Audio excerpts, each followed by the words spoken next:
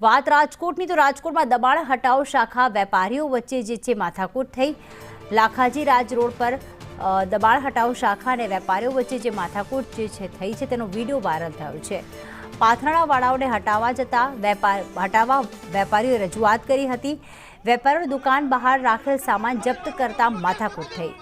વેપારી હોદ્દેદારો એસ્ટેટ વિભાગના કર્મીઓ વચ્ચે બોલાચાલી થઈ હતી, કારણ કે વેપારીઓએ તેમને બોલાવ્યા હતા, તેમને ફરિયાદ કરી હતી પાથરણાવાળાઓ અંગે કે તેમને હટાવી દો, પણ જે વેપારીઓ છે તેમની દુકાનની બહાર જે સામાન પડ્યો હતો તે પણ હટાવવા માટે જ્યારે મહાનગરપાલિકાના અધિકારીઓ આગળ આવ્યા ત્યારે બંને વચ્ચે બોલાચાલી થઈ હતી।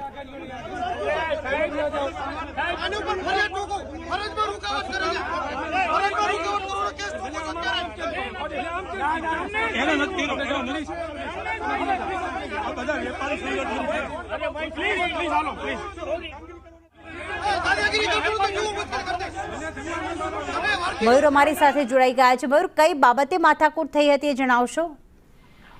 પ્રીતિ, પાથરણાવાળાના દબાણ અને દુકાનદારો દ્વારા જે કપડા માટેના આઈડોલ રાખવામાં આવે છે તે બાબતને લઈને આ બબાલ થઈ હતી।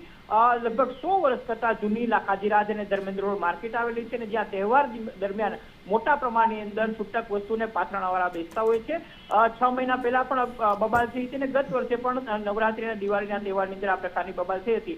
આ વખતે એસ્ટેટ વિભાગ દ્વારા જેટલા પણ દુકાનદારો છે તેમના દ્વારા જે બહાર દબાણ કરવામાં આવ્યું હતું તેનો માલ સામાન ઉપાડવામાં આવતા વેપારીઓને એસ્ટેટના અધિકારીઓને વિજિલન્સની સાથે બબાલ થઈ હતી, ઘર્ષણ થયું હતું। એટલું જ નહીં, વિજિલન્સના અધિકારીઓએ વેપારીઓને તેમના એસોસિએશનના પ્રમુખની સામે ફરજમાં રોકાવટની ચીમકી પણ આપી હતી કે જો વેપારીઓ નહીં સુધરે તો તેમની સામે આ પ્રકારની પણ કાર્યવાહી થશે। આ મામલે સ્થાનિક ધારાસભ્ય છે તેમને પણ રજૂઆત કરવામાં આવી છે। શક્ય છે કે જો આ મામલો 24 કલાકમાં નહીં ઉકેલાય તો પછી વેપારીઓ છે તે આંદોલનનો માર્ગ આગળ વધારશે। આભાર મયુર તમામ વિગતો માટે।